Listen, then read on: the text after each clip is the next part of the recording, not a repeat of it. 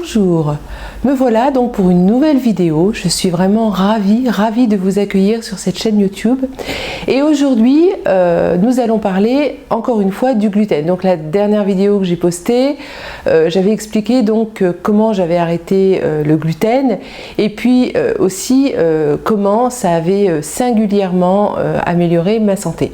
Aujourd'hui, dans cette vidéo, une fois qu'on a arrêté le gluten, je vais vous présenter les solutions. Parce qu'évidemment, arrêter le gluten, c'est une chose, mais comment faire pour finalement avoir une vie le plus normale possible sans avoir à manger du gluten? Alors, est-ce que c'est facile? Est-ce que c'est difficile? Ça, c'est toujours la question qu'on me pose. C'est assez facile d'arrêter de manger du gluten et en même temps parfois ça peut être très difficile simplement lorsqu'on est invité à un cocktail, à un pot de collègues, etc.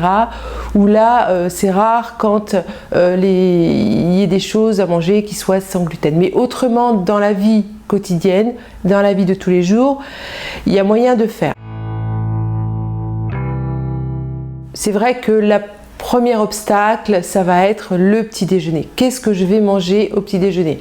Alors, évidemment, nous naturopathes ne prenons pas le petit déjeuner tel qu'on le fait en France en général, c'est-à-dire avec le pain ou les viennoiseries. Pourquoi? Parce que d'abord, ce sont souvent des aliments d'abord extrêmement raffinés, avec les farines très raffinées d'une part, pleine de gluten d'autre part, mais aussi parce que ces aliments vont avoir un index glycémique assez haut, tant et si bien que ça va finalement autour de 10 heures ou autour de 11 heures provoquer des petites hypoglycémies qui peuvent faire des petits malaises, donc ça oblige comme ça à grignoter entre les repas. Donc évidemment c'est pas là où on préconise de manger du pain ou des viennoiseries.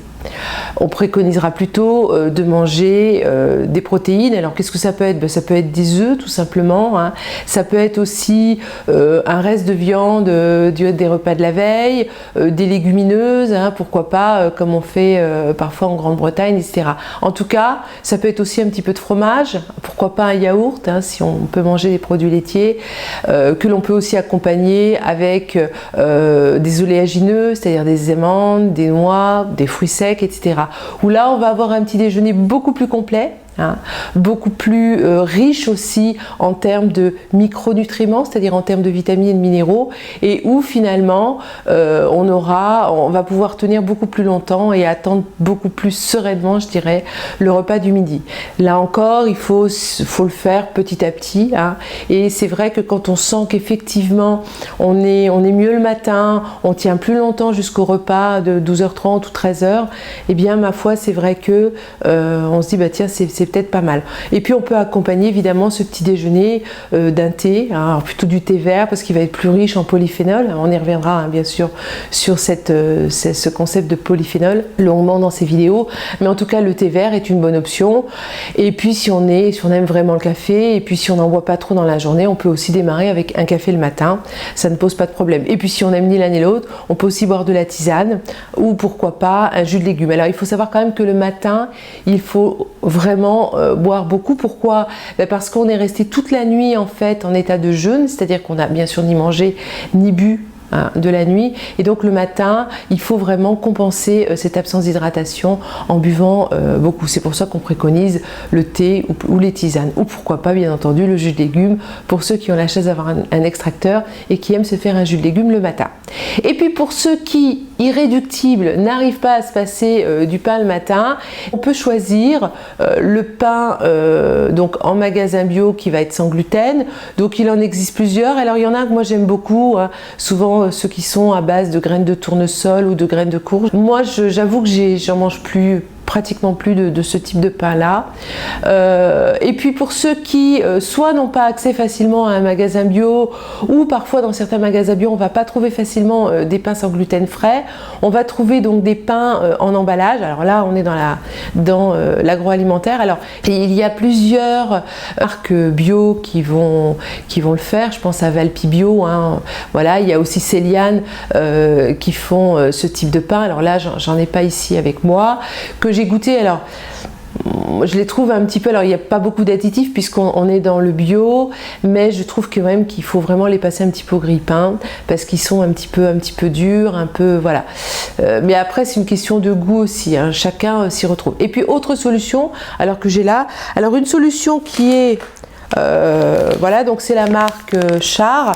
Alors c'est une marque, bon certains la décrivent, mais moi je la décris pas tant que ça. D'abord parce que quand on regarde la liste des ingrédients, c'est pas si mal et surtout il n'y a pas d'additifs. Alors l'emballage plastique, n'en parlons pas, hein, ça c'est vraiment le problème. Mais bon, en dehors de ça, ça peut être une solution d'abord parce que c'est un pain qui est assez moelleux d'une part, et d'autre part lorsqu'on a besoin de partir et qu'on doit manger des sandwichs parce que je sais pas, on fait une randonnée en montagne ou que sais-je, c'est vraiment une solution qui est tout à fait correcte. Voilà, je dis pas qu'il faut en manger tous les jours non plus, je dis pas qu'il faut en manger tout le temps, hein, mais ça peut être ponctuellement une solution. Alors il y a plusieurs sortes, hein, donc on choisit ce qu'on veut. Alors celui-là, il est à base de millet de quinoa. Hein, il est un petit peu trop raffiné à mon goût. Il y a un index glycémique un petit peu trop haut. Mais en tout cas, quand on regarde la liste des excipients, il n'y a pratiquement pas d'excipients. Je ne dis pas non plus, et je ne dis surtout pas que c'est une solution idéale. Autre solution qu'on va trouver plus facilement, ça va être évidemment cette marque-ci. Là, en revanche, déjà, je les trouve un peu moins bien. Et en revanche, au niveau de la composition, c'est beaucoup plus discutable.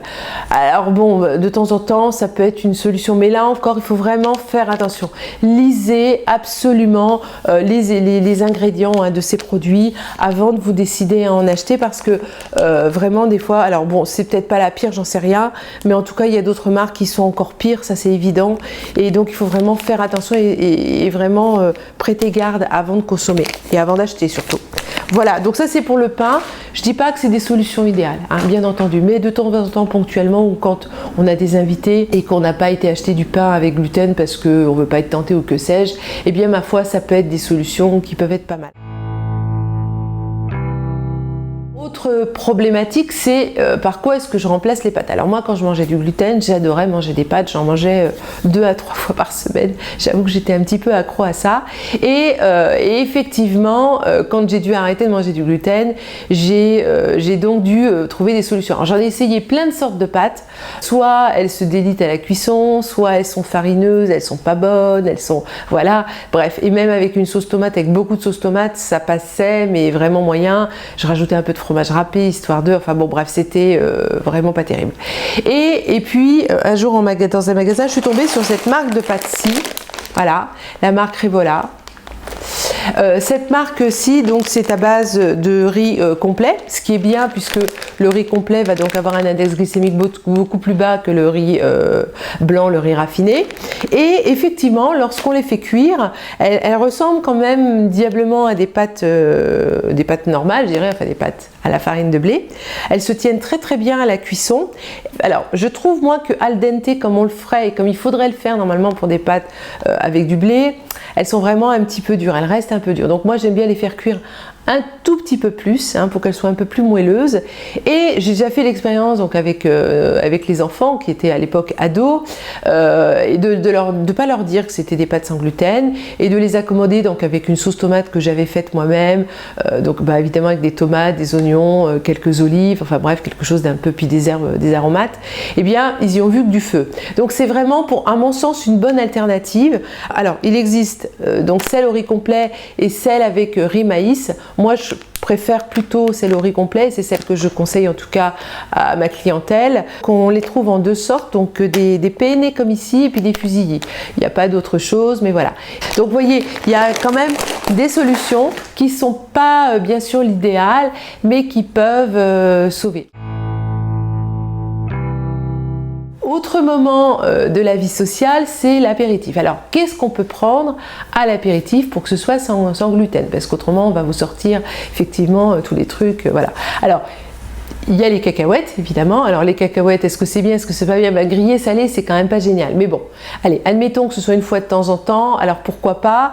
On peut aussi prendre des chips. Alors attention, quels chips choisir? Alors il faut prendre des chips qui soient uniquement avec de l'huile de tournesol oléique, et c'est important, cette huile de tournesol oléique, on en trouve. Voilà, il faut éviter qu'elle soit aromatisée à ci ou à ça, parce que lorsqu'elles sont aromatisées, on va se retrouver évidemment avec plein d'additifs, des tas de cochonneries, dont le fameux glutamate monosodique. Donc moi je les prends plutôt bio, hein, les chips quand j'invite, et puis voilà. Et qu'est-ce qu'on peut prendre d'autre? On peut prendre des petites olives, hein, des olives vertes, des olives noires, autant les choisir bio. On peut aussi se faire des petits morceaux de carottes, des petits morceaux de chou-fleur par exemple, hein, des petits légumes crus que l'on mangera crus, pourquoi pas des tomates cocktail, etc.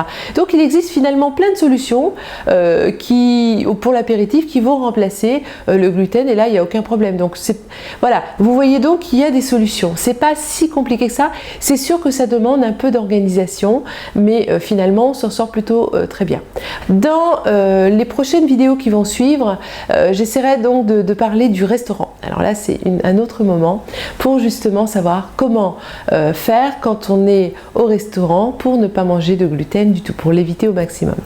En tout cas, je vous remercie d'avoir écouté cette vidéo. Je suis vraiment ravie que ces vidéos vous plaisent. N'hésitez pas bien entendu à la liker si elle vous a plu, à vous abonner à ma chaîne YouTube si vous le souhaitez, et puis n'hésitez pas non plus à visiter mon site qui est toujours en construction, mais j'y travaille, je vous le promets, dont l'adresse s'inscrit ici en bas de l'écran. Je vous souhaite en attendant une excellente journée ou une excellente fin de journée. À très bientôt. Merci. Au revoir.